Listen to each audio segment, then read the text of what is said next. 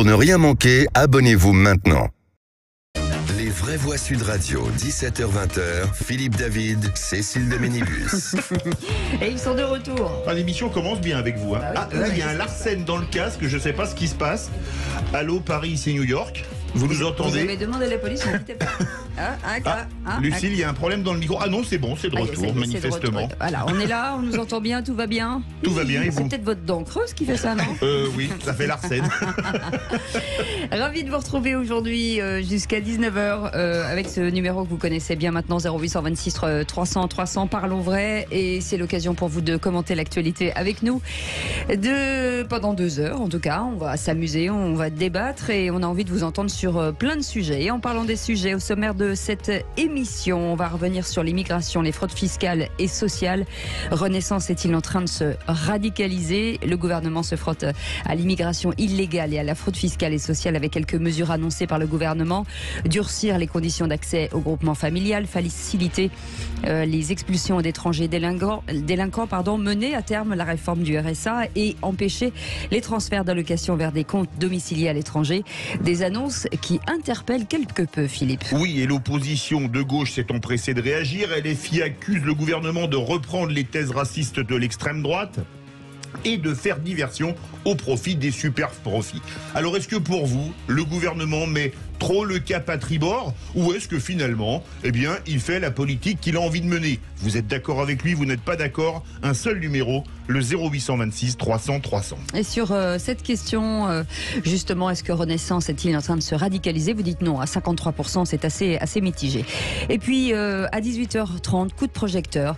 Demain, est-ce que la monarchie des Britanniques serait une bonne chose pour la France, puisque demain est un grand jour pour le roi Charles III, un couronnement que les Français ne comptent pas rater. Comme d'habitude, ils seront des millions à se rassembler devant cet événement, la monarchie britannique qui serait notre monarchie de substitution, si on en croit Stéphane Bern. Mais les Français veulent-ils vraiment un roi de France, Philippe?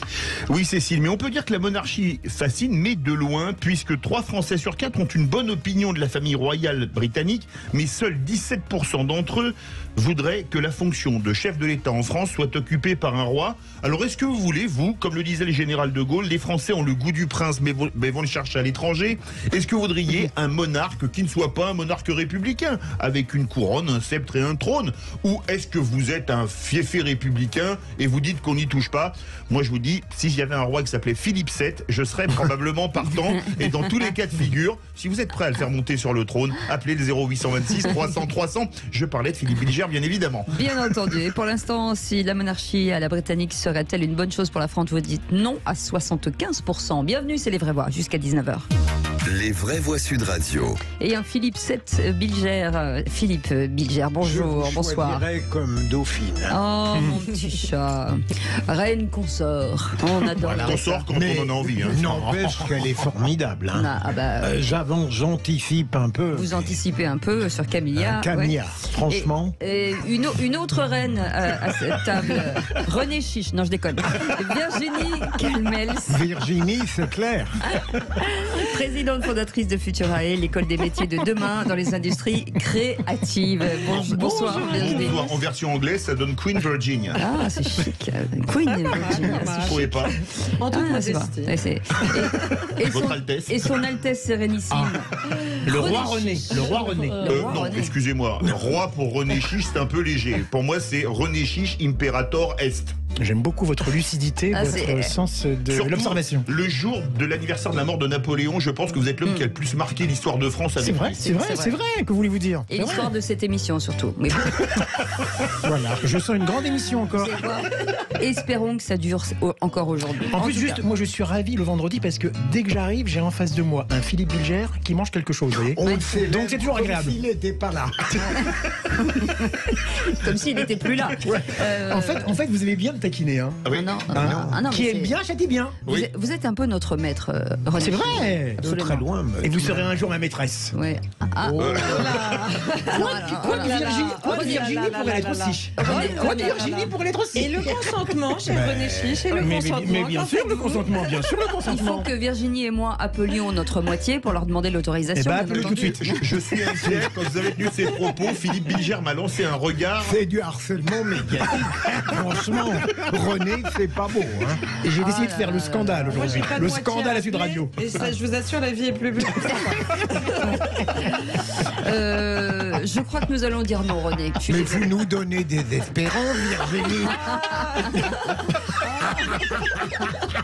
Mon Dieu, et nous accueillons L'émission Maud. s'appelle Les Vraies Voix, pas Tinder. Maud au 0826 300 300. Elle pourrait se dire Oh là là mais là là. pourquoi j'ai Mais dit oui, enfin. pourquoi j'ai appelé. Bonsoir Maud, merci Bonsoir, d'être avec Maud. nous en direct sur Sud Radio. On est ravis de vous accueillir comme vraie voix. Vous faites quoi dans la vie, Maud? Je suis responsable des ressources humaines. Et bah. vous êtes à Saint-Denis. Oui, mais je travaille à Paris. Mais extraordinaire, on va parler de la couronne d'Angleterre et Saint-Denis, c'est là que sont enterrés les rois de France. Quand même. Bah Vous ouais, trouvez pas que c'est absolument. vraiment, c'est vraiment de circonstance. Hein. Je crois, René, je crois que Maud vous attend à la compta. Je crois que c'est là. Ah bon, je suis payé? Non, non, vous allez partir. Maud, vous allez devoir jouer, vous allez pouvoir jouer contre l'un de ces trois énergumènes, j'ai envie de dire, sauf bien sûr je parle pas. Non, mais je parle pas de tout le monde, je parle pas de Virginie Calmels, mais bien entendu, je parle des deux là, des Merci, ma chère. trois. Et en tout cas, on est ravis de vous retrouver, vous réagissez quand vous voulez. Allez tout de suite le réquisitoire du prof. Pourquoi C'est un petit peu Royaume-Uni. Hein, Ah ouais, elle a 40 ans. Elle a 35. 35. 35. Voilà, 35 ans. Fallait trouver un lien avec qu'est-ce qu'on l'enfant. 40 TTC. Qu'est-ce qu'on fait? Son anniversaire. Son anniversaire. Ah, d'accord. C'est ça. Elle n'est pas invitée demain, non? Elle doit être invitée, non? Non, Peut-être- non, elle est non, pas invitée, non, non, non, non, Lionel non, Richie non. est invité, Non, par Richie. exemple, mais Je suis a priori, invité. Adèle, Je suis invité aussi. Vous êtes invité? Je chante bien, c'est bon. Oui. Vous êtes vraiment un mytho. Allez tout de suite, le réquisitoire du procureur. Les vraies voix Sud Radio, le réquisitoire du procureur, Philippe Bilger.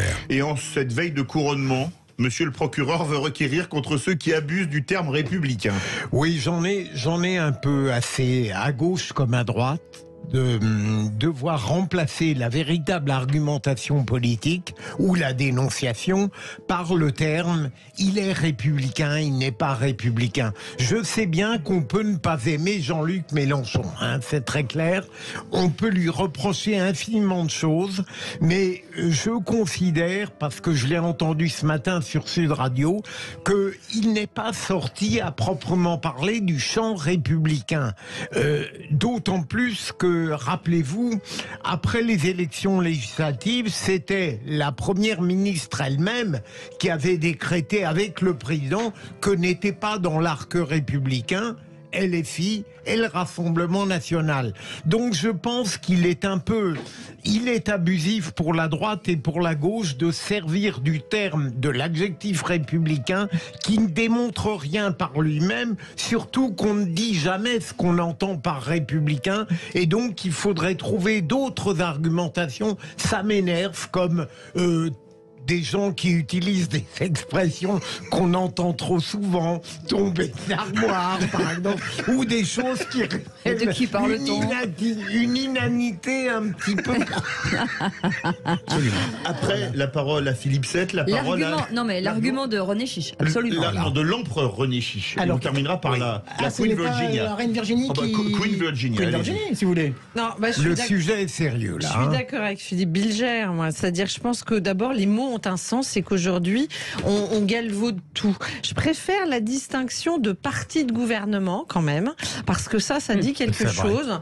Quand on parle du Rassemblement National ou de LFI, aujourd'hui, on peut pas dire qu'ils ont démontré une capacité à gouverner, et d'ailleurs, heureusement d'ailleurs, je pense pour le pays, on n'est pas tombé dans ces extrêmes. C'est ça. Mais de là à les mettre hors du champ républicain, là, il y a une contradiction évidente, étant donné que ce sont des vrais partis, qu'il y a des personnes qui ont voté de façon démocratique pour eux, et que je pense que c'est Ils effectivement sont à l'Assemblée, en bleu. dangereux de considérer qu'ils ne seraient pas républicains. En revanche, pour moi, ils sont quand même des partis qui ne mériteraient pas de gouverner notre pays, me semble-t-il. Après la reine, l'empereur René Chiche. Je partage les opinions de monsieur Philippe Bilger et de madame Virginie Calmès ici présente.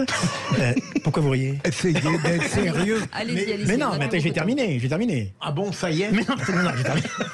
Effectivement, vous avez tout à fait raison. De toute façon, ceux qui ne sont pas républicains, c'est tout simple. C'est ceux qui sont contre la République. Or, le mouvement de Mélenchon, le mouvement de Marine Le Pen sont des gens qui observent les règles de la République, sont élus selon les règles républicaines, donc je ne vois pas pourquoi on les qualifierait de non-républicains. Ou... Oui, donc pour moi, il n'y a aucun problème. Ces partis font partie de la République. Ils ont été élus selon les lois de la République, donc je ne vois pas pourquoi on les critique pour ça. Et ben voilà, vous restez avec nous dans quelques instants. On aurait beaucoup perdu. Hein. Ouais. Mais vous savez, René Chiche, quand vous avez rien à dire, vous avez qu'à le dire. Plutôt il a dit du bien de Philippe Bilger. Non, mais... Vous savez quoi? Je pense que je vais quitter le studio. Donc ça va créer un énorme buzz pour Sud Radio. Et l'audience va encore plus exploser. Non mais blague à part, je termine là-dessus. On était tous les trois d'accord là-dessus, franchement. Ouais. Oui. Allez, vous restez avec nous dans un instant, les 3 mots dans l'actu avec Félix Mathieu. Et on revient dans un instant, on est ensemble jusqu'à 19h. Les vraies voix Sud Radio, 17h-20h, Philippe David, Cécile de Ménibus. Bienvenue dans les... Non, les vraies voix. Bienvenue dans les vraies voix. Non, Isola n'est rien à côté. Mais on est diffusé en direct là? Oui, absolument. Non mais vous savez quoi? Parlons vrai, on parle vrai ou pas? Oui, bien sûr. On se dit les choses. Bah voilà. Je le dirai pas à l'antenne parce que ça ne se fait pas, mais en tout cas voilà. On est ravis de vous retrouver, et ça c'est vrai. On est ravis de vous retrouver. On parle vrai, mais on s'en fout. Philippe Bilger est avec nous, Virginie Calmels est avec nous et on leur souhaite la bienvenue. René Chiche est avec nous et c'est le vendredi, c'est plutôt plus festif le mercredi, le vendredi. Voilà, et on sait même plus quel jour on est vendredi. Voilà, pardon, on a beaucoup ri, donc on espère que c'est communicatif. En attendant, c'est notre ami Félix Mathieu et ce seront les 3 mots dans l'actu.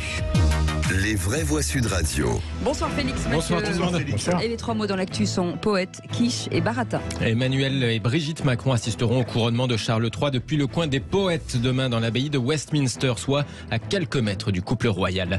La quiche du couronnement est-elle une vraie quiche? Non, répond la grand-maître de la Confédération de la quiche Lorraine et elle va nous expliquer pourquoi. Coup de fil dans un instant. Et puis, j'en ai rien à foutre de ce baratin, la réaction du retraité de 77 ans condamné à un stage de citoyenneté pour une banderole « Macron, on t'emmerde » qu'il avait mis sur sa clôture.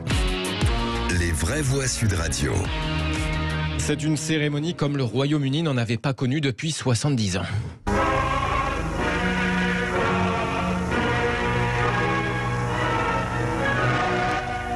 Charles III et son épouse Camilla couronnés demain à l'abbaye de Westminster. Dans l'assistance, le président Macron et son épouse qui devraient se trouver bien placés à quelques mètres seulement de l'autel. Dans le coin des poètes, selon la presse britannique, c'est le transept sud de l'édifice. 2000 invités venus du monde entier, c'est 4 fois moins que lors du couronnement d'Élisabeth II en 1953.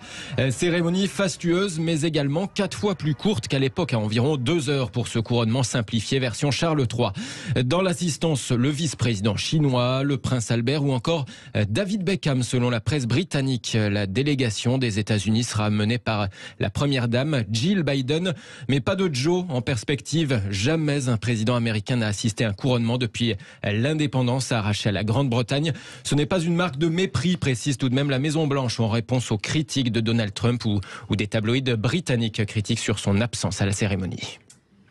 Une réflexion sur cette... Alors, Emmanuel Macron devrait être très très très près de l'hôtel. Alors je ne sais pas si en matière de diplomatie ça veut dire quelque chose ou pas. J'espère que ça ne lui donnera pas envie de devenir Emmanuel II. On sait jamais. Emmanuel III, vous voulez dire. J'ai bien aimé, on en parlera tout à l'heure, Cécile, le futur roi a cherché à alléger, à simplifier, mais en même temps ça coûte cher. Il est clair que les Britanniques, mais je garde mes réflexions pour tout à l'heure. Absolument. René ou Virginie, non. Vous auriez aimé au moins assister à ça? Un mot déjà, c'est que je pense que ça suit un ordre protocolaire et que ça veut dire que finalement le roi Charles ne nous porte pas trop de rancœur de sa visite annulée à Paris. Voilà, j'en déduis cela. Et je pense que l'ordre protocolaire a été respecté et qu'Emmanuel Macron sera bien placé. Alors pour répondre à la question de Cécile, non, je n'aurais pas aimé assister à cet événement. Pourquoi?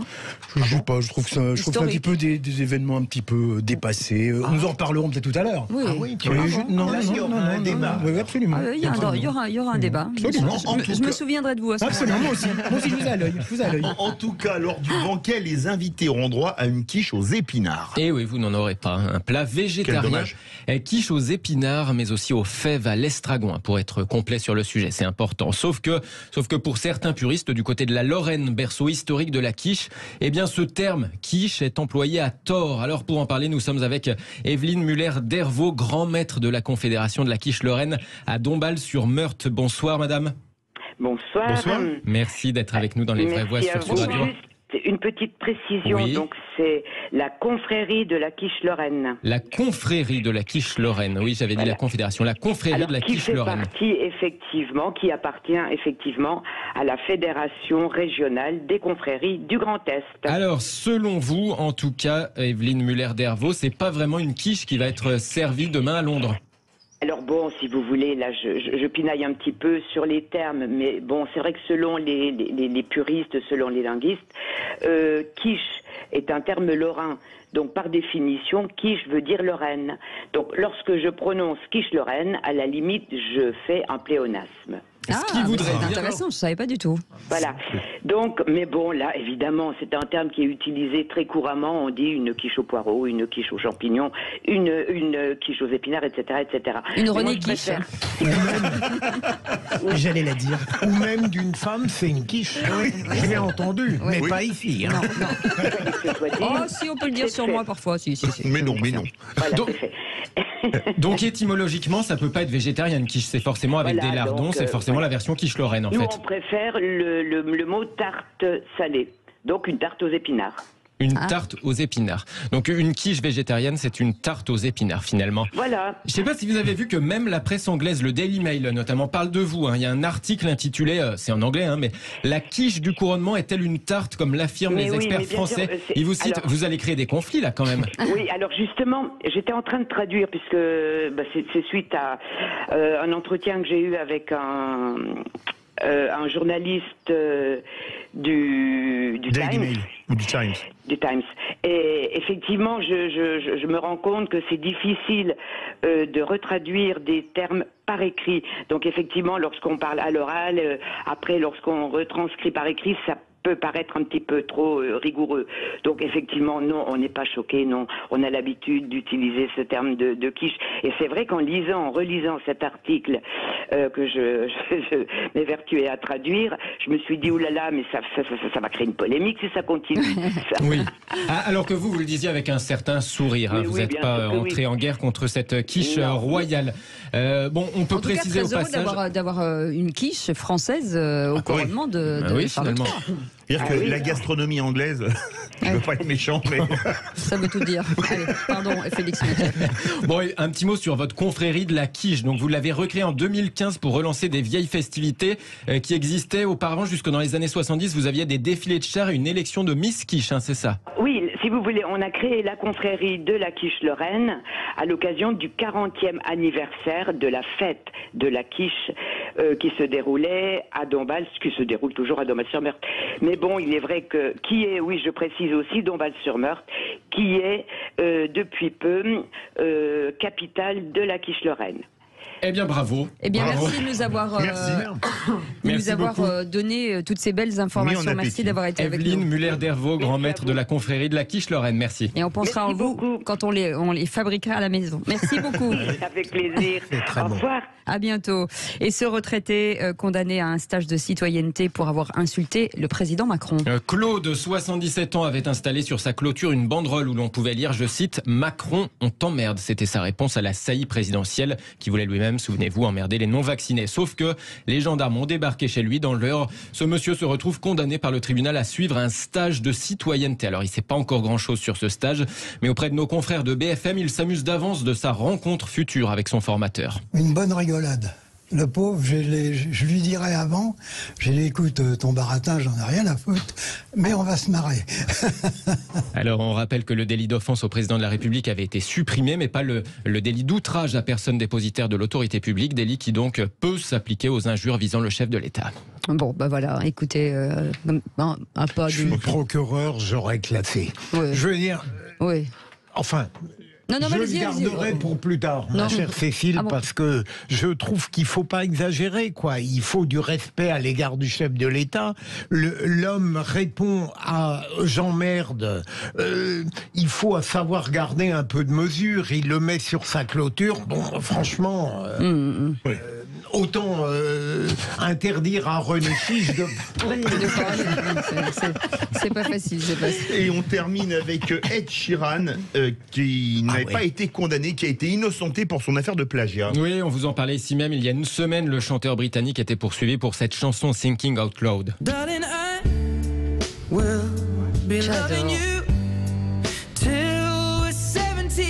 Il était poursuivi pour plagiat par des ayants droit de Marvin Gaye, lui reprochait de s'être inspiré de Let's Get It On. On n'est pas... c'est pas évident quand même. Eh bien non, en tout cas, selon ce tribunal à New York qui a débouté les plaignants, pas de plagiat, tranche le tribunal. Ed Sheeran avait déjà été poursuivi pour des raisons similaires à Londres, et déjà il avait été lavé de ces accusations. Alors pour autant, ça commence à lui plomber un peu le moral, tout ça, puisqu'il avait quand même dit vouloir arrêter sa carrière dans l'hypothèse où il perdrait ce nouveau procès. Merci beaucoup, Félix Mathieu. Restez avec nous. Il a une épouse qui avait le cancer, je crois, il a écrit un bouquin. En tout cas, on est ravis qu'il continue de chanter. Vous restez avec nous. Chasse à l'immigration, chasse aux fraudes fiscales et sociales. Renaissance est-elle, où est-il? C'est un parti en train de se radicaliser. Pour l'instant, vous dites non à 49%, oui 51%. Continuez de nous appeler 0826 300 300 et à commenter sur notre compte Twitter et surtout de vous abonner à notre chaîne YouTube. Attention, bientôt 800 000. Merci de votre fidélité. Les vraies voix Sud Radio, 17h-20h, Philippe David, Cécile de Ménibus. Vous avez demandé les vraies voix, ne quittez pas. On est là, on va vous les passer. René Chiche est avec nous, directeur des rédactions du groupe Entreprendre Lafon Presse. Bonsoir madame. Bonsoir monsieur, merci d'être avec Bonsoir nous. Mademoiselle. Bonsoir monsieur. Qui vous voudrez. Virginie Calmels est avec nous, présidente fondatrice de Futurae, école des métiers de demain dans les industries créatives. Virginie Calmels que nous aurons la chance d'avoir dans les vraies voix de l'emploi, justement au sujet de cette école la semaine prochaine ou la semaine d'après.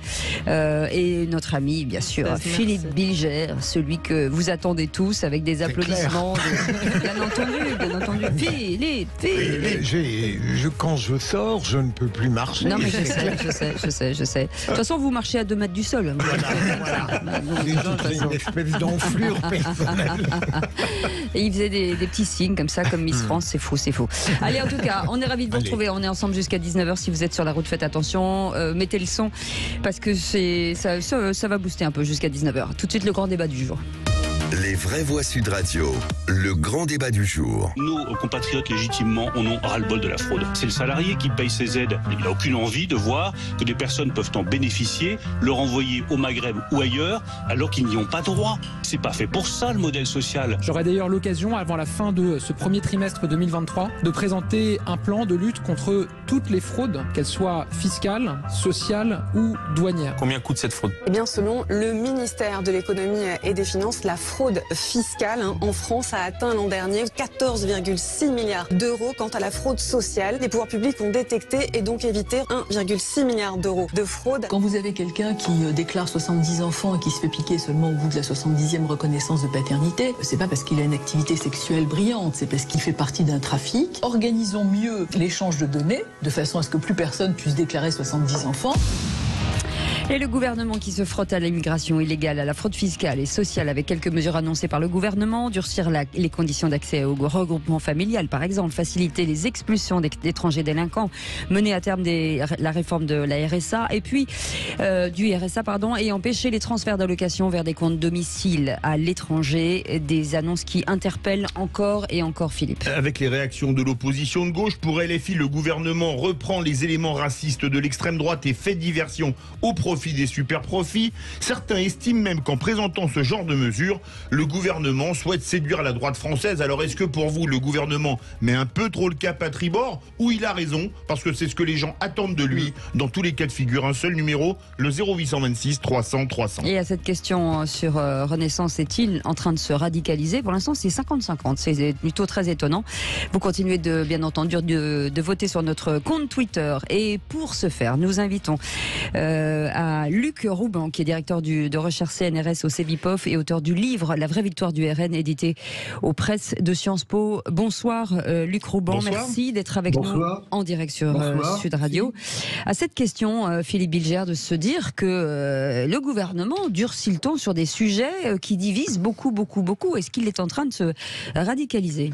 Alors, à mon sens, on pourrait avoir une vision optimiste, c'est-à-dire considérer que après des années, le gouvernement, et notamment ce macronisme que j'ai jugé souvent sulpicien, découvre enfin le réel et est prêt à mettre en action une politique cohérente et ferme. Et puis on peut avoir une vision plus cynique, tactique, qui fait que, ayant compris qu'en réalité, le danger, me semble-t-il, n'étant plus à gauche, grâce ou à cause de Jean-Luc Mélenchon, qui probablement est en train de rendre la gauche et l'extrême gauche finalement très déficitaires, considérant que les Républicains ne sont plus l'adversaire principal, eh bien, il fait une politique pour damer le pion, croit-il, de manière décisive au Rassemblement national, puisque, paraît-il, l'ambition d'Emmanuel Macron, ça n'est surtout pas de laisser la place à Marine Le Pen. Et René Chiche. Alors, il y a quand même plusieurs choses à dire, si je peux me permettre. Déjà, c'est un gouvernement qui, dans ce domaine, devient à la fois pragmatique, parce qu'effectivement, il y a un vrai problème en termes d'immigration, de fraude sociale, etc. Même si ça fait depuis longtemps qu'on parle de lutte contre les fraudes sociales et fiscales. Hein. C'est pas le gouvernement Macron qui innove dans ce domaine. Ensuite, je suis tout à fait d'accord avec Philippe. Moi, je pense, effectivement, il y a quand même une arrière-pensée politique. En vue des élections présidentielles 2027, il faut que la Macronie, j'aime pas ce mot, mais enfin on va l'appeler comme ça, contre les arguments du Rassemblement national, parce qu'en plus, dans son électorat, qui est à la fois un électorat quand même de centre et même de centre-gauche, il y a quand même une véritable attente en termes d'autorité et d'immigration. Donc le gouvernement doit montrer des actes. Donc je pense que c'est important que le gouvernement le fasse. Et dernière chose, s'il y en a un qui se radicalise finalement, ce n'est pas Macron pour moi, c'est finalement, vous savez qui? C'est Fabien Roussel. Fabien Roussel qui, lui, en termes de lutte contre l'immigration, etc., montre qu'il a vraiment, lui, viré sa cutie. Et là, on l'a pas tellement entendu, j'ai l'impression, lorsqu'il y a eu, vous parliez des condamnations par LFI, où est Fabien Roussel? Il a dit quelque chose sur ces mesures du gouvernement? Non, parce que finalement, lui aussi a compris que dans son électorat, la lutte contre l'immigration, la lutte contre les fraudes, d'ailleurs c'est son discours maintenant, c'est son discours. Donc finalement, c'est que Fabien Roussel pourrait très bien rentrer dans un gouvernement de Macron, finalement, au bout du compte. Vous pensez que toute la classe politique française se droitise? On vous attend au 0826 300 300. Virginie Calmel. Moi, j'aurais tendance à dire enfin. Enfin, parce que le problème d'Emmanuel Macron et de son gouvernement depuis le début, c'est un angle mort complet sur les sujets régaliens. Et mine de rien, ça nourrit un terreau de revendications, parce qu'il n'y a rien de pire que le constat de l'injustice. Et à un moment donné, on a des personnes dans notre pays qui clairement, depuis longtemps, s'amusent des règlements pour les contourner, pour bénéficier ou pour frauder, parce que la fraude, c'est bien le sujet. Et je crois que franchement, pour tous les gens qui se lèvent le matin, qui travaillent ou qui vivent difficilement, c'est quand même pas évident de constater, et on le sait, qu'on a beaucoup plus d'assurés sociaux et de cartes vitales que de nombre de Français. Donc, et ça c'est un exemple parmi c'est les livres de Charles Prats, par exemple. Charles Prats a quand même écrit des livres qui sont d'ailleurs assez documentés et très épais, et on avait un peu l'impression que tout le monde s'en moquait. Donc moi j'aurais tendance à dire peut-être que Philippe Bilger a raison, et qu'il y a bien sûr derrière sans doute un peu de cynisme politique, mais à la limite, quelle que soit la motivation, moi j'ai envie de dire il est temps que quand même les gens se disent enfin on va un peu trier le bon gré de livret. Il y a des gens qui fraudent et qui doivent être durement réprimé, au sens sanctionné, bien sûr, et que ce n'est plus possible d'entendre que des retraites sont versées à des gens qui sont partis faire le djihad, que c'est plus possible d'avoir des gens qui touchent des retraites alors qu'ils sont décédés. Enfin, il y a des rapprochements au 21e siècle de fichiers numériques qu'on ne comprend pas. Moi, franchement, je ne comprenais pas pourquoi c'était pas fait, donc j'ai envie de dire bravo pour une fois à ce qui est en train de se passer. Luc Rouban, que ce soit l'immigration, la fraude sociale, c'était plutôt très très à droite, et puis la fraude fiscale très très à gauche. On a l'impression que le gouvernement va essayer de réconcilier les deux irréconciliables. C'est le en même temps.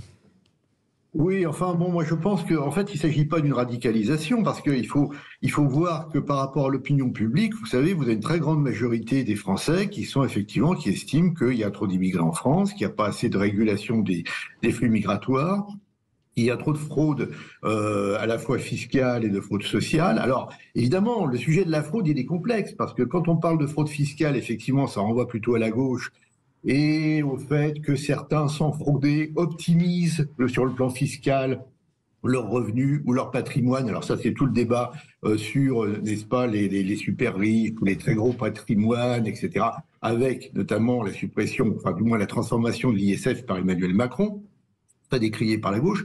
Mais c'est vrai que vous avez aussi tout le volet fraude sociale qui, en fait, est mal connu, mais on sait bien que c'est un iceberg avec les 9/10 qui sont en fait tout à fait, je dirais, opaques et qui nécessitent de véritables enquêtes. Et ça, ce thème, il rejoint évidemment celui de l'immigration. Mais en réalité, globalement, on est en plein dans le discours de Marine Le Pen et du Rassemblement national. C'est-à-dire que moi, je pense que c'est pas la radicalisation, c'est pas du cynisme non plus, c'est tout simplement un mouvement politique qui s'appuie sur la droitisation de l'opinion, qui prépare déjà en fait la succession d'Emmanuel Macron pour 2027, et semble-t-il une succession qui sera une succession d'une droite relativement musclée et non pas de centre-droit. Parce que là, le débat peut se poser. Qu'est-ce qui va succéder au macronisme? Est-ce que c'est un centre-droit assez libéral, assez cool, détendu, etc. à la Giscard?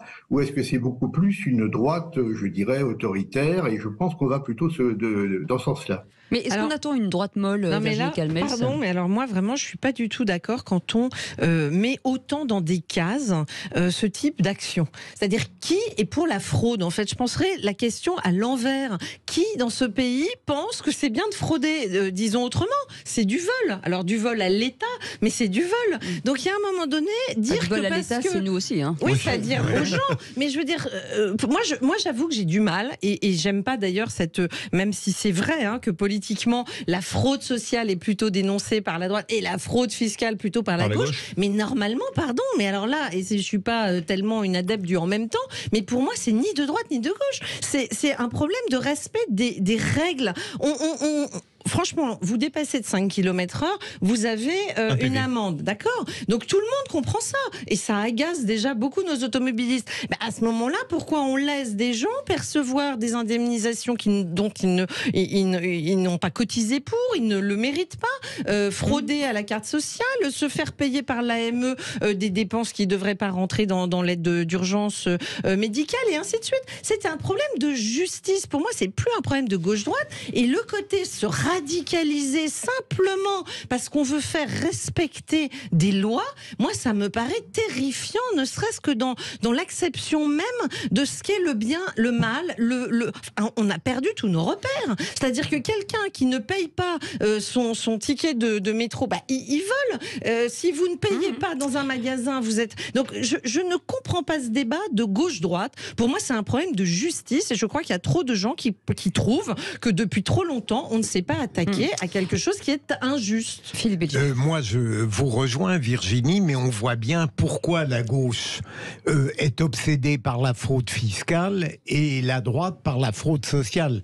Oui, même si la fraude fiscale touche des gens de droite, de gauche, voilà. Mais symboliquement, la fraude fiscale, ce sont les riches, et la fraude fiscale, la sociale, mais ce sont les pauvres ou les modestes. Mais Luc Rouban, j'aimerais vous demander... Est-ce que ça veut dire qu'au regard de ce qui n'est pas une radicalisation, vous avez raison de le souligner, que Emmanuel Macron a complètement occulté dorénavant une politique qui pourrait être au moins approuvée partiellement par la gauche pour 2027? Je pense que de toute façon, Emmanuel Macron est en train de préparer le terrain pour une reconquête complète de l'espace des droites. Et donc, en fait, son adversaire principal, effectivement, c'est le Rassemblement national.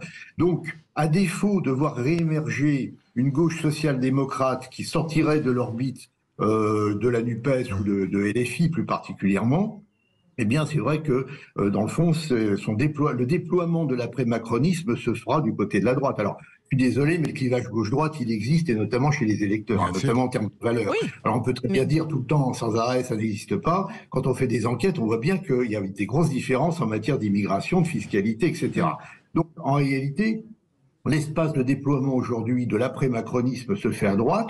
Donc effectivement, oui, je suis d'accord. Je pense que dans le fond, il a abandonné l'idée que ces anciens électeurs socialistes qui s'étaient ralliés à son étendard en 2017 et un peu moins en 2022, dans le fond, maintenant sont perdus. Et donc, dans le fond, oui, on n'est plus... Mais vous savez, il faut bien comprendre une chose. Si vous faites justement un panorama de l'opinion publique française aujourd'hui, globalement, d'Emmanuel Macron jusqu'à Éric Zemmour, vous avez 70% de l'opinion, hein, c'est ça. Et en fait, l'ensemble des droites radicales, ça fait 30%, c'est-à-dire l'équivalent, en fait, de l'ensemble des gauches, je dirais, de l'extrême gauche jusqu'à Yannick Jadot, jusqu'à Anne Hidalgo, disons ce qui reste du Parti socialiste. Voilà. Notre auditrice du jour, Maude, au 0826 300 300. Qu'est-ce que vous en pensez, Maude? Alors moi, je rejoindrai Monsieur Luc Roubaud parce que je suis assez d'accord avec lui et je pense en fait que c'est plutôt une manœuvre politique parce que si quelque chose avait dû être fait, ça aurait déjà été fait. Hein. Parce qu'on peut le faire si on voulait vraiment, s'il y avait une véritable volonté en fait d'agir. Ça aurait déjà été fait. Mais il faut récupérer l'électorat parce qu'avec la réforme des retraites, ça a bien cassé l'ambiance pour eux. Et effectivement, je pense que c'est vraiment une manœuvre politique. Mais est-ce que vous croyez pas, je vous pose une question à toutes, c'est à Luc Rouban, il y a quelques mois, il dit à Marine Le Pen en plein débat à la télévision, vous êtes un peu molle ou vous êtes trop molle, et hier il trouve que c'est Mélanie qui est trop molle, Mélanie que certains comparaient à Mussolini quand elle est arrivée au pouvoir. Est-ce que c'est vraiment de la provocation ou pas pour vous? Non, je pense qu'en fait, je pense pas. Je pense que le mercato de l'après-macronisme est ouvert et que dans le fond, chacun essaie de se positionner. Donc Gérald Darmanin se positionne, Bruno Le Maire se positionne, lui, avec des bouquins dont on peut apprécier la qualité, de manière différente, pour les lecteurs. Voilà. Ne dites pas de mal de grands romans. Se positionner, voilà. Et je pense que ce positionnement, cette critique de Giorgia Meloni, c'est quand même assez extraordinaire parce qu'en fait, Giorgia Meloni, c'est évidemment pas Mussolini. Ce qui se passe en Italie, c'est évidemment pas du fascisme. Hein. Bon, si vous allez à Rome, vous avez encore les libertés publiques et vous n'êtes pas dans un régime fasciste. Donc, pour faire un peu de science politique, il faut être un peu rigoureux dans les concepts. Donc, si vous voulez, globalement, s'il attaque Meloni, qui est dans le fond... alors, c'est ça qui est curieux, parce que même Marine Le Pen, maintenant, réfute l'expérience Mélanie. Elle n'aime pas trop Mélanie, parce que elle est peut-être trop pro-européenne. Bon, enfin, bref. Enfin, bon, mais c'est quand même intéressant de voir qu'il est encore plus radical que l'extrême droite italienne. Enfin, disons, la droite radicalisée italienne. Donc, non, ça, ce sont des prises de position pour dire, l'État, c'est moi. Et je pense que derrière tout ça, il y a quand même cette idée, je pense, très important de réaffirmer l'autorité de l'État qui, c'est vrai, a subi quand même un certain nombre de mises en cause avec l'affaire de l'Ocean Viking, avec un certain nombre d'affaires qui montrent que l'État a quand même perdu la main, avec quand même cette idée que dans le fond le macronisme, c'est l'affaiblissement de l'État et c'est la toute-puissance des marchés. Oui, mais voilà. Justement, Luc Roubaud, on se demande si c'est l'espèce de coup d'éclat, c'est pas pour dire, on enfonce les retraites, il faut qu'on annonce des choses et on va parler d'autres choses et on va l'annoncer avec grandiloquence en fait. Est-ce que c'est pas un peu de l'esbrouf? Est-ce que finalement ça va aller au bout? Écoutez, c'est difficile à dire, mais c'est vrai qu'il est un peu tard pour se réveiller parce qu'effectivement, la situation des services publics et la situation de l'État, d'une manière générale, elle est quand même assez lamentable depuis quand même plusieurs années. Donc c'est vrai que, ça, si vous voulez, le problème est de savoir comment rééquilibrer à la fois le côté régalien et le côté social, dans une situation qui est quand même aujourd'hui politiquement extrêmement complexe et difficile. Ouais. On a un problème de son. On a un problème de son, Luc Rouban. Ne bougez pas. On vous entend plus. Oui. Non, je voulais juste dire une petite chose. Excuse-moi de vous interrompre. En fait, là, dans ce sujet, le gouvernement Macron fait exactement en même temps. Il lutte contre les fraudes fiscales et les fraudes sociales. Donc, il fait du en même temps. Ça ne nous change pas. Par contre, j'ai l'impression que le gouvernement a visiblement en exemple, et on l'entend souvent là chez plusieurs responsables du gouvernement, l'exemple danois. Parce que les Danois ont réussi à réduire le vote pour l'extrême droite avec des mesures justement d'immigration très forte. Exactement. Je crois que le vote est passé de 20 à 3 ou 4%, quelque chose comme ça. Et j'ai entendu plusieurs ministres prendre en référence l'exemple danois. Et moi, je reviens quand même à une chose. Je ne sais pas si monsieur Luc... il est parti, Luc Rouban, pardon. On a un problème de liaison. Oui, très bien. Non, écoutez, alors tant pis, je voulais vous poser une question par rapport au Parti communiste. Un mot. Moi, je réfute quand même l'idée que, sous prétexte qu'on ne l'a jamais fait, alors du coup, on aurait dû le faire avant, mais la politique, c'est justement de faire. Et si on fait trop tard, mais faisons quand même. Oui. Donc moi, je ne peux pas en vouloir aujourd'hui aux macronistes de s'attaquer aux vrais problèmes de la France. Si, comme le disait tout à l'heure le monsieur du Cevipof, on a 70% de l'opinion qui attend des mesures de droite. Écoutez, moi, étant de droite et voulant plutôt ces mesures, je me dis si la Macronie les met en œuvre, tant mieux pour le pays. Alors évidemment, ça perturbe le jeu politicien. Mais les Français, ils s'en moquent. L'important, c'est qu'effectivement, on lutte contre la fraude.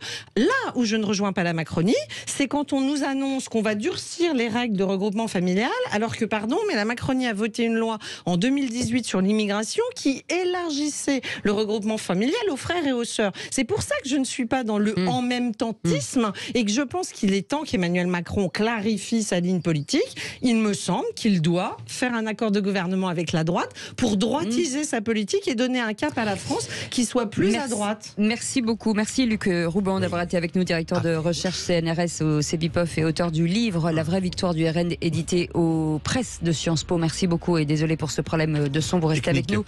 Dans un instant, le Kikadi Show, le quiz de l'actu. Le quiz. J'ai dit le quiz. J'ai dit le quiz, monsieur.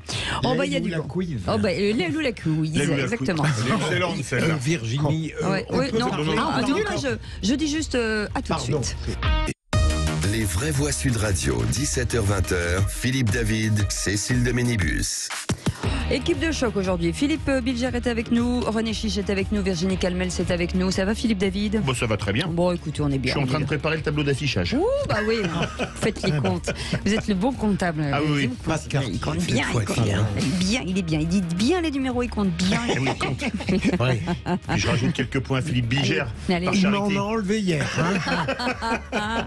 Allez, on vous souhaite la bienvenue. C'est le quiz de l'actu. Les vraies voix. Les vraies voix Sud Radio, le quiz de l'actu. Et Maud qui est avec nous au 0826 300 300. Maud, vous allez pouvoir jouer contre, ou en tout cas choisir votre adversaire. Est-ce que c'est Philippe Bilger qui a été pris pas mal cette semaine, donc je pense que ça serait bien de le laisser de côté. René Chiche est avec nous et Virginie Calmels aussi est avec nous. Et Philippe et moi, on est de votre côté, quoi qu'il arrive. Mais on dit rien. Moi, j'avais choisi Philippe Bilger quand même. Maud. Ouais. Vraiment, vous êtes adorable. J'ai connu quelques victoires, j'ai connu un certain nombre de défaites. Donc, je suis galant, j'espère que vous allez gagner. Mais comme je suis cruel, j'espère gagner. Voilà, c'est ça. Je ne voudrais pas, je vous promets. Allez, c'est parti. Première question de Kikadi. Kikadi, un euro fraudé, c'est un euro soustrait à la solidarité nationale. Dussopt ? Non. Le maire ? Non. Non. Darmanin ? Non. Attal. Bonne réponse. Bravo. Gabriel. C'est vrai que vous n'êtes pas avec moi. Il vient de se rendre compte. Gabriel Attal, donc le ministre de l'Action et des Comptes publics. Attention, Kikadi. On gouverne mieux les hommes par leurs vices que par leurs vertus. Talleyrand. C'est la même époque. Dont on Bonaparte. Non, on fête les 202 ans de sa mort aujourd'hui. C'est pas. Écoute, attends. C'est le premier. Oui. C'est Napoléon. Bonne réponse de René Chiche. Voilà. Oui, on l'avait dit. Mais oui, je l'ai dit. Non, vous avez dit Talleyrand. Non, mais avant, Mais c'est moi qui en avais parlé. Napoléon. Non, vous n'avez pas dit Napoléon. J'ai dit Bonaparte. Mais non, mais n'importe quoi.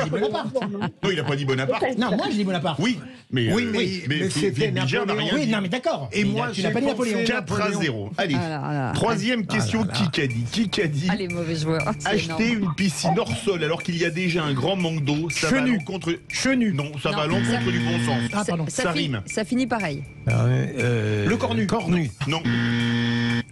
Ça, en nu. Allez, transition écologique. Ministre. Eh ben, je l'ai dit, Christophe Chenu. Non. Non. Ah non, c'est pas du tout. Eh ben, Christophe Béchu. Ben voilà, Béchu, oui. Excusez-moi, j'ai confondu mélangé avec Stanislas. Sébastien Chenu. Non, l'autre, Sébastien Chenu, pardon. On l'avait pensé avec Virginie. 6-0, Philippe Bilger. Mais je croyais que tu disais Béchu. Mais non, je me disais, tiens, Pardon, hein. Chenu. Bon, ça, c'est une bonne réponse quand même. Il est assez Béchu. Philippe Bilger, 6-0. Ah ouais. Et je tiens à vous signaler que nous jouons en même temps, en live, avec Olivier d'Artigol. Olivier est très fort. Olivier, on t'embrasse. Bien sûr, c'est une question qui a dit, en parlant de la dégradation de la note française par l'agence Fichte, je ne cède ni au pessimisme, ni au fatalisme. Qui est Le maire. Non. Macron. Non. Il est pas loin de le maire. Il est pas loin de le maire. Maud a dit quelque chose. Attal. Oui, bonne réponse, Gabriel Attal. Et Maud, vous avez dit quoi? C'est pas ce que j'avais dit. Ah bah ça va. Vous aviez dit quoi, Maud? J'avais dit Macron. Hein. Ah ouais, non, c'est pas ça. Qui a dit en parlant du fonds Marianne, je ne connais pas cette affaire? Chiappa. Non, elle n'a pas osé. Non. Attal. Non. Véran. Non. Darmanin. Non. La justice. Dupond-Moretti. Bonne réponse. Il avait enregistré.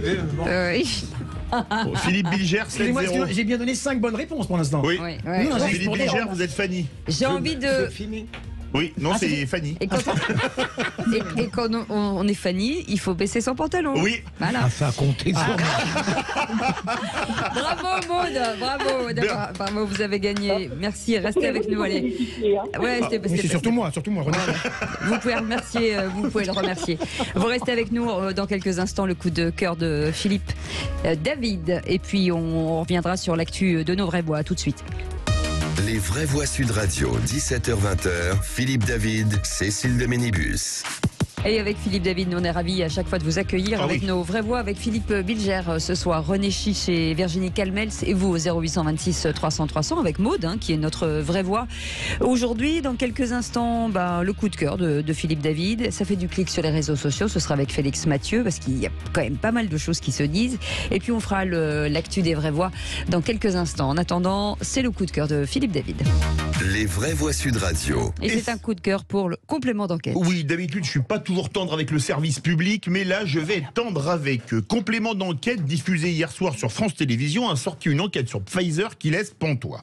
On y a appris, entre autres choses, que la dose de vaccin facturée $19,50 avait un coût de production de 80 centimes, une marge pour le moins confortable puisque le coefficient multiplicateur est de plus de 24 et des brouettes, chiffre qui fait rêver tous les entrepreneurs qui nous écoutent et qui couvre très largement les frais de recherche et développement vu la vitesse à laquelle le vaccin a été trouvé et tous les frais annexes comme l'emballage ou le transport, sans compter les aides des États reçues.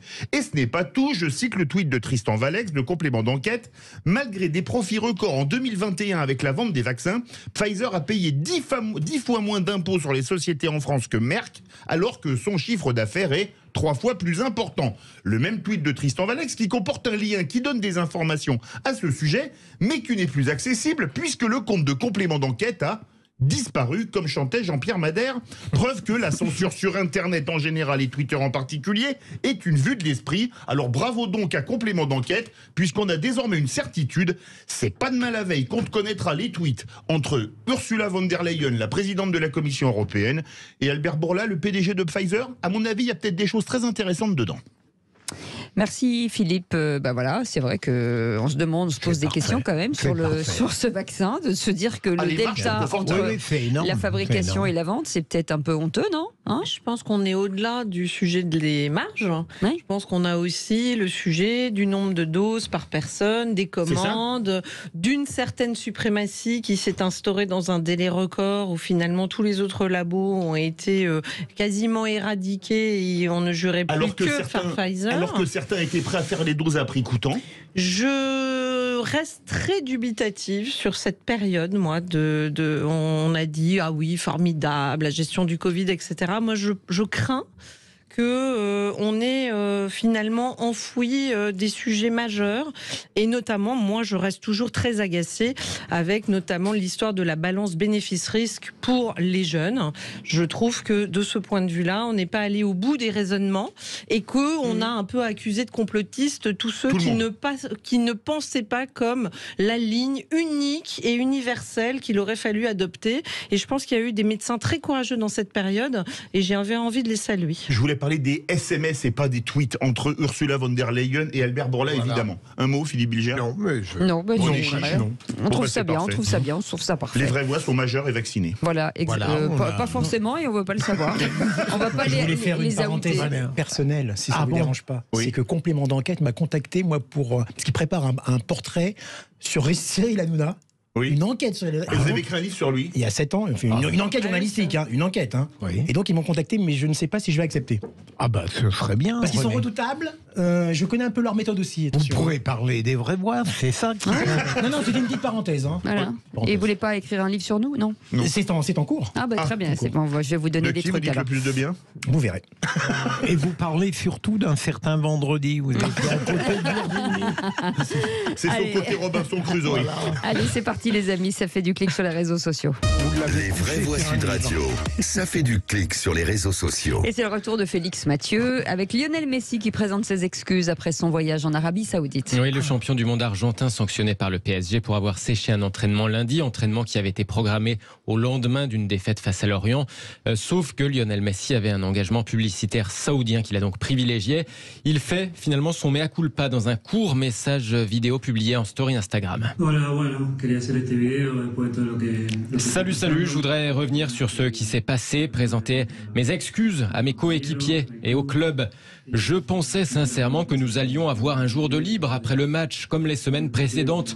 J'avais organisé ce voyage et je n'ai pas pu l'annuler. Je l'avais déjà annulé auparavant. Je présente mes excuses à mes coéquipiers et j'attends la décision du club que je respecterai. Je demande pardon à mes partenaires au club. Je vous embrasse. Voilà pour les excuses de Lionel Messi qui avait d'ores et déjà été sanctionné par une suspension de 2 semaines. Pas d'entraînement, pas de match, pas de salaire. Beaucoup de commentaires saluent en tout cas ces excuses publiques, à l'image de Logita qui écrit « Un grand homme sait s'excuser publiquement. Messi demande pardon sur Instagram en vidéo. » Pas avec un vieux communiqué écrit par un avocat. Un autre, Simbad, renchérit, saluant l'attitude, l'humilité de ses excuses publiques, tout en relevant au passage que ces excuses finalement donnent raison à la direction du PSG dans son choix d'avoir posé un acte d'autorité en sanctionnant le joueur. C'est une bonne chose, Philippe Bilger. Pourtant, il avait fait intervenir son équipe il y a peu de temps avant en disant qu'il avait de toute manière annoncé au PSG qu'il voulait partir. Ouais, c'est vrai. Et le PSG a démenti. Mais tout ça est grotesque. Ouais. Enfin, j'aime bien Messi, mais enfin... Ah bah c'est bien de s'excuser quand même.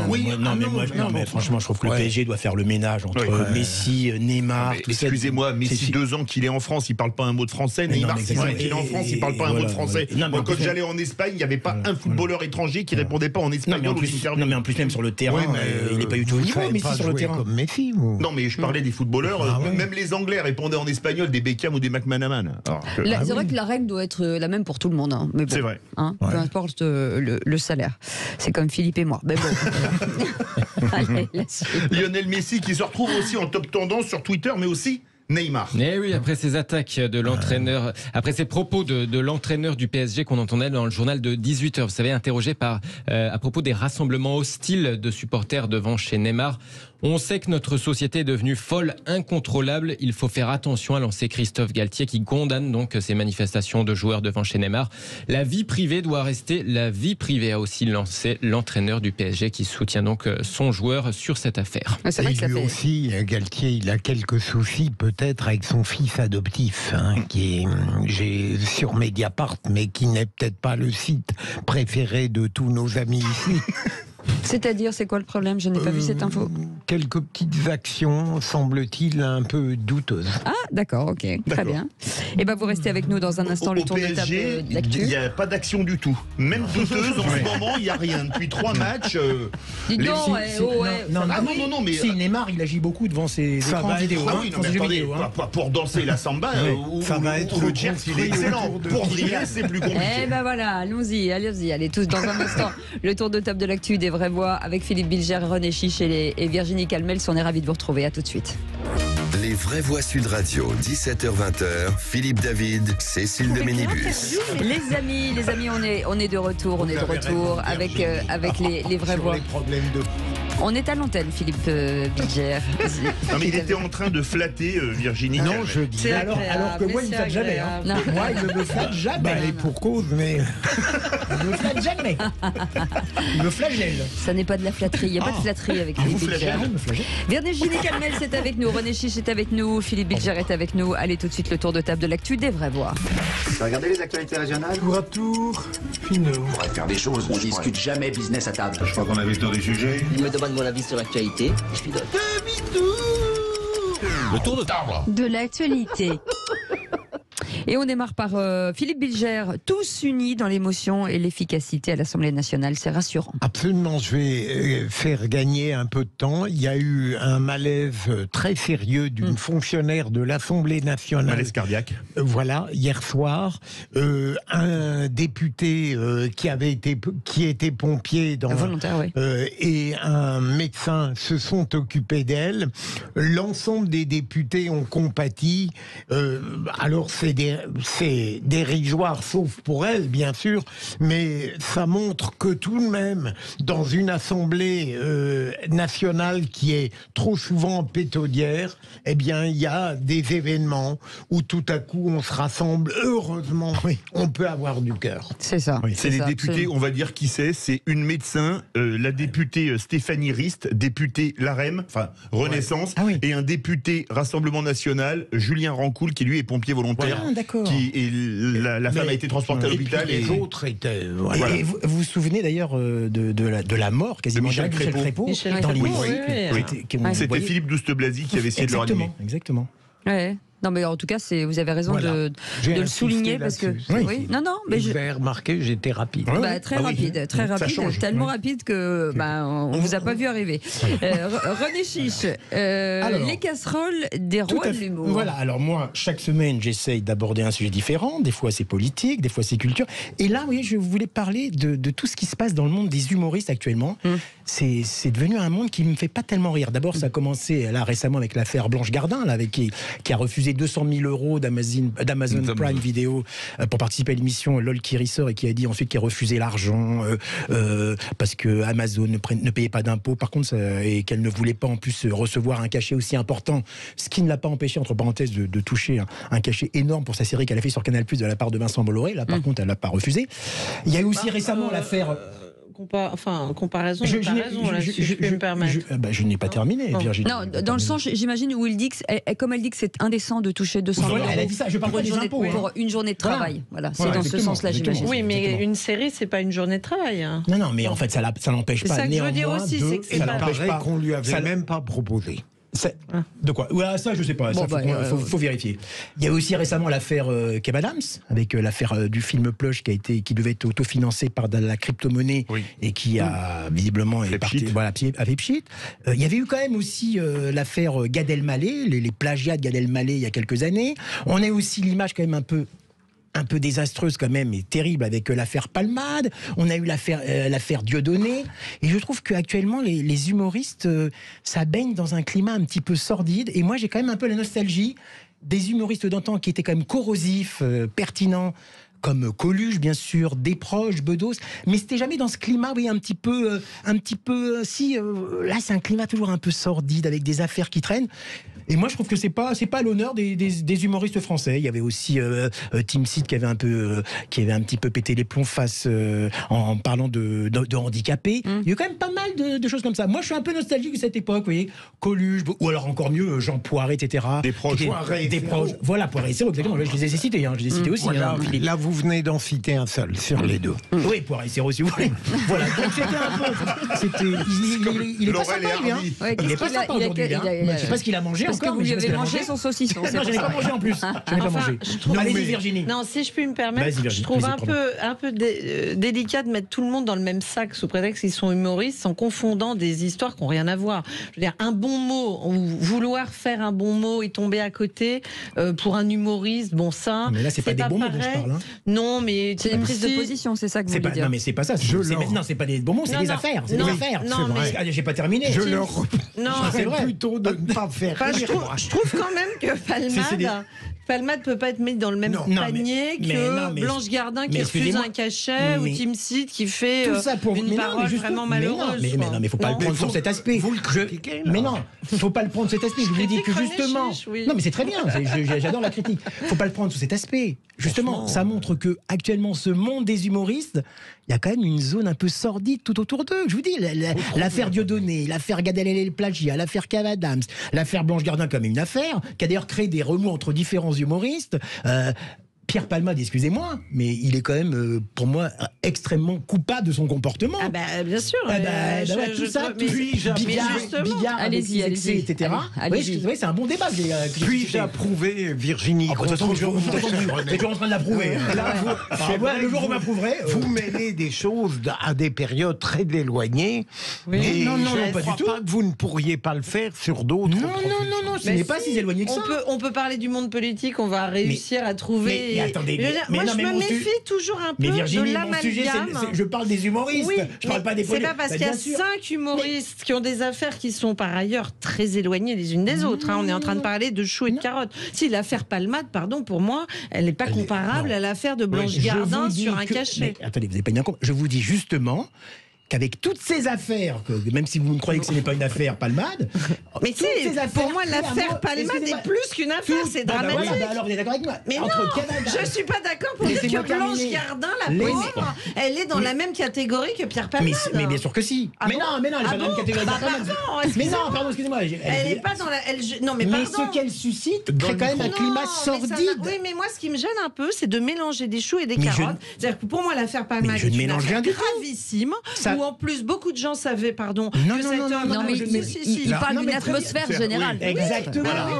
Sans rentrer dans le détail. Bien qu'actuellement, le monde des humains... Et ça reprend ce que je dis. Et ça reprend ce que je dis, c'est que par rapport... Laissez-moi terminer, Philippe. Et ce que je reprends... Et je termine là-dessus. C'est que par rapport aux humoristes comme Coluche, Desproges, Bedos, qui étaient corrosifs, qui étaient grinçants, il n'y avait pas tout ce genre de climat sordide. René, sauf... Ah, ben excusez-moi, mais pas du tout. Vous plaisantez, mais René, pas du tout. Les relations avec les politiques. Sauf que la chambre d'écho n'était pas la même. C'est certainement ça. Exactement. On passe au tour de table de Virginie Calmel parce que bon, pardon, on va revenir à des choses. Et vous voulez parler de la sécurité de l'emploi dans la fonction publique. Oh là là, la sécurité de l'emploi. Pas du tout. Oui, enfin, le sujet, moi, vous le savez, le fil rouge de mon engagement politique, associatif, en entreprise, c'est l'emploi. Donc, évidemment, ça m'a interpellée quand j'ai vu que il faisait de la pub là maintenant pour rendre attractifs les 58 000 postes dans la fonction publique qui ne sont pas pourvus. Et donc, je me suis intéressée à ça. Je trouve ça intéressant de voir que vous vous rappelez quand on était plus jeune, on disait oui, mais être fonctionnaire, c'est d'abord et avant tout d'avoir la sécurité de l'emploi. Et ben aujourd'hui, la fonction publique, ça n'attire pas. Et je pense que c'est intéressant de voir la remise en cause que devrait opérer l'État, qui pour moi est malheureusement un mauvais employeur. C'est qu'au fond, il n'y a pas de politique managériale, il n'y a pas de réelles ressources humaines. Il y a des grilles qui font que vous savez dès le début de votre carrière combien vous allez être payé dans les 10 ans, dans les 15 ans, que vous soyez bon, pas bon, que vous soyez en absentéisme ou pas. Bref, on n'est pas dans une méritocratie. Et je crois que les jeunes générations qui veulent de plus en plus de sens et qui veulent aussi autre chose que... je pense que la notion de reconnaissance est essentielle et elle ne se fait pas que sur le salaire, mais franchement, la fonction publique République, pour moi, est le lieu où il y a le moins de reconnaissance. On a nivelé par le bas, de moins de considération, c'est ça. Et on a nivelé par le bas depuis des décennies. Ça veut dire qu'on traite tout le monde de la même façon, avec une promotion qu'à l'ancienneté. Et donc, j'avais envie de souligner c'est bien, que c'est bien de le dire. si les entreprises ont du mal à recruter, je vois que la fonction publique aussi. L'engagement politique de Virginie Calmel tenait en 3 points. Premièrement, le plein emploi. Deuxièmement, le plein emploi. Troisièmement, le plein emploi. Et ça la tombe. zizanie. Voilà, c'est ça. Vous restez avec J'ai nous. mes classiques. Avant d'avoir mis la zizanie complètement, d'ailleurs, on va rester ensemble jusqu'à 19h. Dans un instant, le coup de projecteur des vraies voix avec le couronnement de Charles III. Avec cette question que l'on vous pose, est-ce que finalement une monarchie à la britannique serait une bonne chose pour la France? Vous dites plutôt non, mais on va en débattre quand même. Nous, on est comme ça, on va jusqu'au bout. Allez, à tout de suite. Les vraies voix Sud Radio, 17h-20h, Philippe David, Cécile de Ménibus.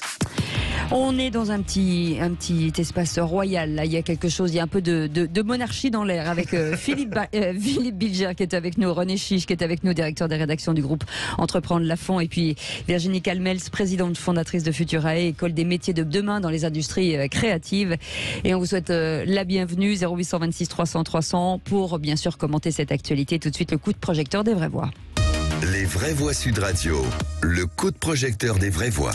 Et demain est un grand jour pour le roi Charles III, un couronnement que les Français ne comptent pas rater comme d'habitude. Ils seront des millions à se rassembler devant cet événement de la monarchie britannique qui serait notre monarchie de substitution si on en croit Stéphane Bern. Mais les Français veulent-ils véritablement un roi en France, Philippe ? Eh bien, on peut se poser la question, parce que la monarchie fascine, mais de loin. Si 3 Français sur 4 ont une bonne opinion de la famille royale britannique, seuls 17% voudraient qu'un chef de l'État français soit un monarque. Comme le disait le général de Gaulle, les Français ont le goût du prince, mais vont le chercher à l'étranger. Alors, est-ce que vous souhaitez le retour d'un monarque, un roi ou reine? On n'a pas eu de reine en France, avec la loi Salique. Ou est-ce que vous préférez garder le président de la République, qui quelque part est un monarque républicain? Dans tous les cas de figure, un seul numéro de téléphone, le 0826 300 300. Et pour l'instant, vous dites non à 77% sur notre compte Twitter. Et un spécialiste, forcément Bertrand Dekers, est avec nous. Merci d'être avec nous, chroniqueur spécialiste des questions royales. Il parlait de monarque républicain. Est-ce que finalement, Philippe, on se dit, est-ce qu'un roi qui irait pour l'image de la France, mais qui n'aurait aucune possibilité de jouer sur la politique, finalement, ce serait pas bien d'avoir ce retour en France? Moi, je n'en rêve pas, mais je comprends pourquoi il y a parfois cette attente de la part des Français. D'abord, moi, je suis un épris de tout ce qui se passe dans la royauté britannique. Je n'ai rien manqué. Je trouve que il y a là un exemple de tenue, d'allure, de rituel et un mélange extraordinaire de majesté et de tenue qui manque. Et deuxième élément, ce qui me perturbe et ce qui fait que parfois je rêve d'une monarchie à l'anglaise, c'est que je trouve que notre président de la République est une sorte de synthèse un peu boiteuse. À la limite, je préférerais qu'on revienne à un président 4e République avec très peu de pouvoir et un président du Conseil très efficace, mais je n'aime pas cette manière de nous donner un roi républicain qui n'a pas l'allure de la Grande-Bretagne et qui n'est pas non plus très efficace. Ce mélange parfois de vulgarité et de royauté me tape sur les nerfs. Ah, très bien. René Chiche. Non, mais je trouve d'abord que le président Macron a beaucoup d'allure. Je vois pas ce que vous voulez dire par là, Philippe. Ne me forcez pas, vous comprenez. Non, mais sérieusement. Non, mais en plus, moi, je ne crois pas du tout à ce fantasme des Français qui aimeraient avoir un roi. Bon, je pense que les pour Français... le rayonnement, peut-être. Comment ? Pour le rayonnement. Non, mais le rayonnement, écoutez, on en parlera après avec Bertrand qui est spécialiste là-dessus, mais moi je trouve que la France est extrêmement attachée à la République. Je vois pas pourquoi tout d'un coup on va se mettre à rêver d'un roi pour la France. Dire sur eux c'est un fantasme. Alors peut-être que les gens sont contents de voir dans leur télé le faste, mais pour moi, excusez-moi, avec tout le respect que j'ai pour vous, parce que je vous apprécie beaucoup comme chroniqueur, pour moi, ça reste quand même, ces choses-là, c'est un peu des royaumes d'opérette, quoi. Oui, quand je vois le roi Charles, le prince Albert, je les trouve complètement déconnectés des réalités. Alors, s'il y a bien des gens qui sont pour moi déconnectés des réalités, c'est bien eux. On va me dire non, ils ont des fondations, ils vont voir les gens. Ils sont quand même déconnectés des réalités. Ils sont en réalité, franchement, pour moi, c'est Calmel. Pardon. Et ensuite, Bertrand. Non, nous, en France, on fait mieux qu'avoir un roi. On a un dieu. On nous a expliqué quand même que notre président de la République était jupitérien. Oui. Mais au-delà de la plaisanterie, moi, je suis quand même très attachée à la République. Donc, je trouve assez presque iconoclaste que de se poser la question du retour d'un roi en France. Pour autant, je pense que comme beaucoup de Français, on est intéressé, voire avec une petite fascination pour ce que justement nous n'avons pas, qui est effectivement le régime, alors notamment anglais, mais pas que. Vous regardez en Belgique, aux Pays-Bas, point de vue image du monde, assez lecteur, et je pense qu'il y a cette fascination que nous avons quand on observe à l'étranger ce qu'il se passe. Pour autant, je pense que nous n'avons pas envie, et surtout quelle légitimité. Il faudrait aller chercher un descendant de notre bon Louis XVI. Enfin, il y a un moment donné où je crois. Enfin, moi, il y a les orléanistes et les légitimistes. Oui, mais franchement, je pense que en termes politiques, le régime de la République convient aujourd'hui aux Français. Oui, maintenant, le reste. Oui, vous êtes d'accord avec moi des fois. Oui, je suis d'accord, René Chiche, avec vous. Mais je crois qu'il y a quelque part, c'est pas d'opérette, mais il y a cette espèce de rituel qui, pour le coup, non seulement intéresse, mais parfois passionne. Bertrand Diakers va remettre les Gaulois réfractaires dans Je pense que vous êtes trop contestateur que pour pouvoir accepter l'idée de donner un quelconque pouvoir à quelqu'un qui le détient uniquement de l'hérédité, dans le fond. Parce que la monarchie, c'est cela. Mais il y a quand même quelque chose qui me stupéfie, moi, belge, qui vis quand même très très souvent en France, c'est que lorsque l'on est reçu par le président de la République, on est reçu au palais de l'Élysée. C'est étrange, ce mot palais, quand même. Lorsque le président reçoit un autre chef d'État, c'est la garde républicaine qui est à ses côtés, héritage de Napoléon. Il a gardé, entre autres, les grandes chasses à Rambouillet, héritage de François Ier. Bref, vous êtes en permanence quand même, que vous le vouliez ou non. Ça, c'est un acte, mais vous êtes quand même dans la nostalgie de cela, de ce qui a fait votre histoire. Et ce qui a fait votre histoire, que vous le vouliez ou non, ce sont les rois, quand même. Ils ont quand même beaucoup contribué à l'histoire de la France. Pour répondre à votre question, il reste aujourd'hui 11 monarchies en Europe. Philippe Ligère veut réagir. Dans le micro. S'il y avait quelque chose qui me donnerait envie de restaurer un roi chez nous, ce serait précisément parce que notre monarchie républicaine ne parvient plus à créer un lien entre les Français. Et le roi offre cet avantage, en tout cas on le voit même s'il y a des contestataires, même en Grande-Bretagne, de représenter une unité possible dans un pays. À partir, et ça c'est fondamental, en France on ne l'aura jamais. Tous les présidents nous promettent le rassemblement, d'être le président de tous les Français, mais jamais ils ne le sont. Un roi le permettrait. Mais le seul métier d'un souverain, c'est la représentation. Actuellement, c'est le rayonnement. Nous sommes dans des monarchies constitutionnelles, ils n'ont plus techniquement vraiment de pouvoir. Donc la seule chose qu'on leur demande, c'est en effet aller à la rencontre de la population. Alors si même ils vivent dans des palais dorés, en effet, qui se véhiculent, en Rolls-Royce. En effet, et moi, ce que je trouve quand même qu'on pourrait peut-être souligner, c'est que de cette représentation, ils en ont fait un métier. Et croyez-moi, pour avoir suivi de nombreux voyages d'État dans lesquels il y a un souverain, eh bien on sait très bien qu'une mission économique qui va être menée par un souverain, elle va être beaucoup plus bankable, beaucoup plus rentable. Pourquoi ? Parce que les médias, les papiers glacés, les Paris Match, les galas & Co vont s'intéresser à la visite uniquement parce qu'il y a de l'apparat, uniquement parce qu'il y a du prestige et du glamour. Et c'est uniquement cela qui fait la force aujourd'hui. Bertrand Diakers, par rapport à, si on prend la Belgique, entre le roi Baudouin et le roi Philippe, est-ce qu'on a gagné en modernité ? Parce que c'est ça, quand René Chiche disait tout à l'heure, c'est un peu désuet, c'est un peu suranné, est-ce qu'on a gagné en modernité ? Est-ce qu'il y a des choses qui ont évolué quand même ? Philippe, c'est toujours très moderne. Oui, on a gagné en modernité. Entre-temps, il y a eu le règne du roi Albert, donc entre Baudouin et Philippe. Alors c'est compliqué la Belgique, parce que je vous avoue, c'est compliqué la Belgique, c'est un peu surréaliste la Belgique. Nous sommes coupés en deux entre les Wallons et les Flamands, et les Flamands sont vraiment contre la monarchie. Donc la monarchie belge, elle a la problématique de ne pouvoir rien dépenser du tout. Et il est très difficile de faire rêver les gens quand vous n'avez pas d'argent. Donc la reine Mathilde est obligée de recycler ses tenues, elle ne peut quasiment pas changer de chapeau, j'exagère un peu, mais c'est difficile. Alors que les Windsor n'ont pas ce problème d'argent. Et les Windsor, eux, pauvres, ont les moyens de faire rêver. Ils ont presque carte blanche pour faire rêver. Alors est-ce que maintenant, pour en revenir à votre question, il y a eu un basculement? Oui, parce qu'ils ont accepté, comme toutes les monarchies, de se mettre sur les réseaux sociaux, de communiquer. Ils ont un compte Twitter, on dit que c'est même le roi qui tweet. Ce que ne faisait pas le roi Albert, mais c'était... Voilà. Et le roi Baudouin était très catholique, pour le coup. On sait très bien qu'il a refusé de signer, d'ailleurs, à un moment donné, un décret qui validait l'avortement. Aujourd'hui, le roi Philippe n'oserait plus jamais faire cela, parce que sa position est devenue trop fragile. René Chiche. Non mais Bertrand, moi les monarchies, je les respecte comme ça, quoi. Ça a changé déjà. Voilà. Non, mais excusez-moi, mais quand vous n'avez pas le choix. Non mais attendez, les monarchies, elles ont combien de scandales et d'affaires? D'accord, oui, mais... Donc c'est une image désastreuse, excusez-moi. Si on voit, laissez-moi terminer. Les républiques, elles ont... Non, mais attendez. On parle des monarchies, là. On parle des monarchies. Alors donc, c'est le sujet. Bertrand est là pour ça. Regardez un peu en Angleterre. Non, mais regarde, attendez. Justement, en Angleterre, il y a eu combien d'affaires? Diana, le prince Harry, enfin d'autres, Sarah Ferguson. Bon, Philippe était quand même quelqu'un un petit peu spécial. Dites-moi, en Belgique, il n'y a pas d'histoire avec le roi, là, qui a une fille cachée? Bon, ok. Alors le prince Albert, il a pas... Excusez-moi, je n'ai pas terminé. Président et des enfants cachés. Non, mais bon, ça on parle de... Ce sont des hommes et des femmes comme les autres. Et le prince Albert, à Monaco, il n'a pas des histoires... Absolument deux. En Espagne, le Juan Carlos.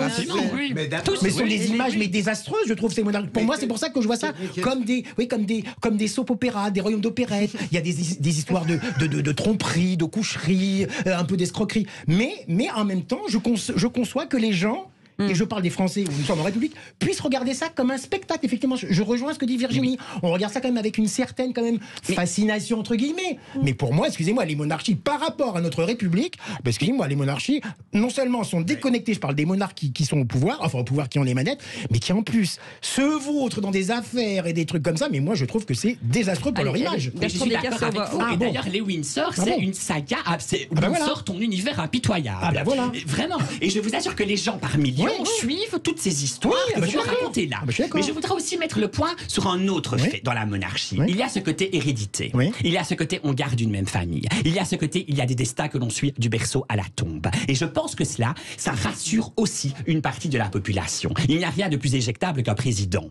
Un roi pas. Un roi il demeure. Un roi il écrit l'histoire, il écrit la continuité. Et je pense qu'il y a une partie des gens que ça rassure. Et Elisabeth II, en tout cas à l'époque, était vraiment un phare dans la tempête. On se disait, elle a quasiment tout traversé, elle reste un modèle. Oui, mais c'est la seule qui a régné aussi longtemps. Je donne le cas d'Elisabeth II qui est hors concours. Voilà, mais en tout cas, on retrouve les mêmes gènes, ceux des Windsor, et on peut le tracer depuis plus de 1000 ans maintenant. Et c'est presque le même cas dans toutes les autres familles royales. C'est qu'il y a cette continuité dans une ère, dans le fond, où on zappe et où tout va vite et où tout disparaît.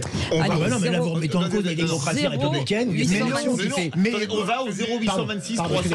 Attendez, allez-y. Vous avez un truc à dire si vous voulez discuter. Non, mais je vais l'attendre. D'accord. 0826 300 Maud qui voulait réagir. Maud. Je contredirais René. Bien, écoutez, vous n'avez pas l'impression qu'on a des rois, nous, au pouvoir, depuis quelques décennies? Absolument. Mais si. Ben voilà, donc ça serait bien qu'ils changent. Non. Ben non. Franchement, en France, il y a l'élection. Excusez-moi. Maud a raison. Mais Maud a raison, c'est une monarchie républicaine, la 5e. Excusez-moi, c'est un poncif, ça. C'est un cliché. Mais c'est une vérité. On écoute Maud. Pardon, on écoute Maud. Excusez-moi. Bonjour, c'est Maud. Oui. Moi, j'ai passé ma nuit chez Maud. Mais arrêtez de parasiter mes blagues. Pas chez elle. On vous écoute, Maud. Non, mais attendez, parce que, quand je vous entends discuter, vous êtes en train de relater exactement ce qui se passe aujourd'hui en France et ce qui s'est passé il y a longtemps. Nos présidents aujourd'hui sont très loin du terrain, sont très loin et et notamment le dernier, que je ne vais pas citer. Aujourd'hui, et puis on oublie aussi de parler du coût que ça peut avoir aussi. Aujourd'hui, la France, dans l'état où elle se trouve, on n'a plus les moyens de se payer un roi. Oui. Ah oui, c'est Bertrand, attendez. Oui, Maud. Alors Maud, bonjour, bonsoir. Il y a des études qui ont été faites et qui montrent vraiment qu'une monarchie ne coûte pas plus cher qu'un régime républicain. Pour le coup, on est vraiment sur la même contribution de la part du contribuable. On va parler de l'Angleterre puisque c'est le couronnement du roi demain. Au contribuable, annuellement, il coûte le prix d'un café. Et encore, dit-on, au bar et pas en terrasse. Donc voilà, c'est pas très cher. Voilà. Oui, mais ça change tout parce que vous savez, lorsqu'un président, une anecdote parmi mille autres, vous savez que j'adore les anecdotes. Un président, lorsqu'il est élu, il arrive à l'Élysée, on fait refaire l'intégralité de la vaisselle de l'Élysée pour que la vaisselle soit à ses armes. Eh bien, ça ne se fait jamais dans les monarchies puisque ce sont les mêmes armes tout le temps. C'est la famille. Bertrand Descaisses, quand on nous dit que voilà, ils sont hors sol, est-ce que c'est le cas? Est-ce que finalement, quand on réfléchit à Elisabeth II, qui était très consciente de ce qui se passait, on n'a pas l'impression que les monarques, même en Belgique, pour le connaître aussi un peu, soient visiblement très loin de leurs citoyens? Non, alors vous savez, il y a 10 monarchies qui sont relativement normales, et puis il y a les Windsor, on va dire, qui sont un peu la Rolls-Royce des monarchies, et qui pour le coup, certains sont un peu hors sol. Les Windsor sont un peu à part, mais c'est vrai que toutes les autres monarchies, non, se sont vraiment mises pour le coup davantage au diapason de leur peuple. Tout simplement. Pourquoi, Cécile? C'est très simple, parce que les budgets n'ont cessé de diminuer, de fondre comme neige au soleil. Donc ils n'ont plus forcément les moyens d'avoir un apparat qu'à garder les Windsor, en effet, et qui parfois nous donne cette image un peu déconnectée de la réalité. Mais je suis convaincu aussi que c'est cette image un peu déconnectée de la réalité. C'est le fait que les carrosses soient en or, que les chevaux soient blancs, que Westminster accueille plus de 2000 invités, que demain il va y avoir plus de 150 chefs d'État et 203 nations représentées sous les voûtes de l'abbaye qui apportent une certaine magie. Mais pardon, Virginie, vous allez être d'accord avec moi ou pas? Je ne sais pas, je voulais poser une question, c'était pas pour être d'accord. Bien sûr, avec vous. Non, Philippe. Allez-y, on a pas j'avais une petite question, c'est que on parle d'Elisabeth, donc forcément la queen des queens. Alors pardon de cette question un peu provocatrice, mais est-ce que vous ne craignez pas que quand même tout ce qui a été attaché au prestige des Windsor, est-ce qu'il ne va pas y avoir un sujet de succession? C'est-à-dire que là, on est en train de parler demain de Charles, c'est déjà plus du tout Elisabeth, et après-demain peut-être... Oui, en effet, c'est très compliqué puisqu'elle était hors concours, Elisabeth. Elle avait une popularité, elle était devenue une icône, mais déjà de son vivant. Oui, c'est très compliqué pour Charles. Qu'elle a mise en Elle a un peu inventé ce métier d'être reine et de régner puisqu'elle est née avec la télévision, elle est en 53 lorsqu'elle est couronnée.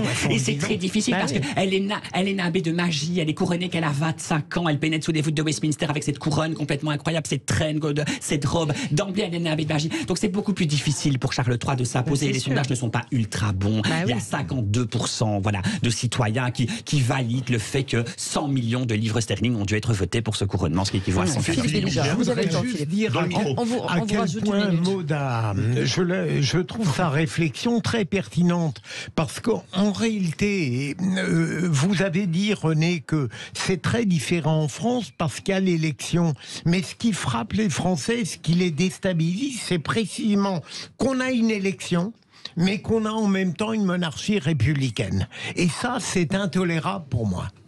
Enfin, oui, mais ce qui est dingue, c'est pour faire le lien avec la monarchie, c'est que beaucoup de Français disent que finalement, Emmanuel Macron, ils l'ont pas choisi, on lui a imposé. Donc c'est un peu comme la monarchie où finalement, effectivement, il y a une filiation. Non, beaucoup de gens disent que. Non, mais il y a beaucoup de gens qui disent. Il y a beaucoup de gens qui ne votent pas. En tout cas, ils ont le sentiment qu'on leur a imposé. Voilà, c'est ce qu'on entend régulièrement chez nos auditeurs depuis pas mal de temps, en disant nous on l'a pas choisi, on l'a choisi parce qu'il fallait faire barrage aux autres. C'est encore pire. Est-ce que les Britanniques ont choisi Charles? Je suis pas sûre. Ils auraient peut-être préféré que ça saute une génération et que ce soit William. Mais il y a aussi beaucoup de concitoyens français qui n'ont pas forcément choisi Emmanuel Macron. Non, mais il y a des électeurs britanniques qui n'avaient pas choisi Boris Johnson. Mais il y a aussi autre chose, c'est que l'un des jobs aussi d'Emmanuel Macron, ça va être de représenter la France dans la France entière, par exemple. Et lorsqu'il arrive quelque part, il y a forcément une partie de ces gens qui n'ont pas voté pour Emmanuel Macron, puisqu'il connaît son parti et ses idées politiques, ce qui n'est pas du tout le cas d'un souverain, puisqu'il est asexué politique. Vous pensez que le roi Emmanuel Macron représente bien la France ? Justement, vous qui avez une conception belge. Non, mais justement, est-ce que vous pensez...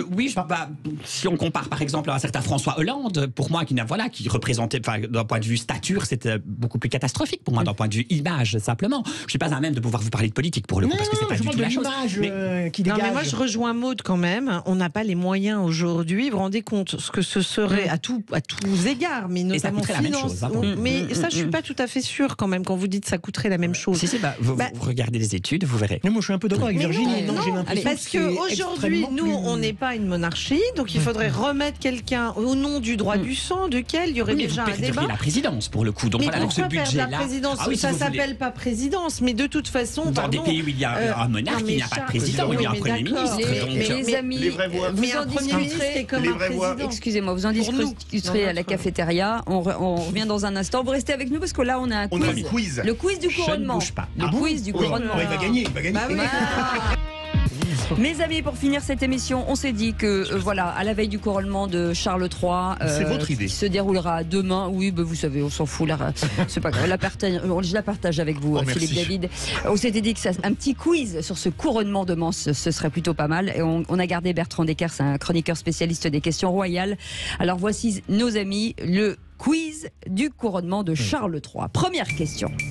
Combien de couronnements ont-ils eu lieu à l'abbaye de Westminster? 3 propositions, 13, 38, 54. 13. 54. Non. 38. Il faut répondre en 3e position. On voit l'intelligence de Philippe. Le premier a lieu en 1066 et c'est Guillaume le Conquérant et c'est durant la nuit de Noël. Mais Bertrand, il a dit qu'il ne jouait pas. Il joue pas dans mais si, il joue.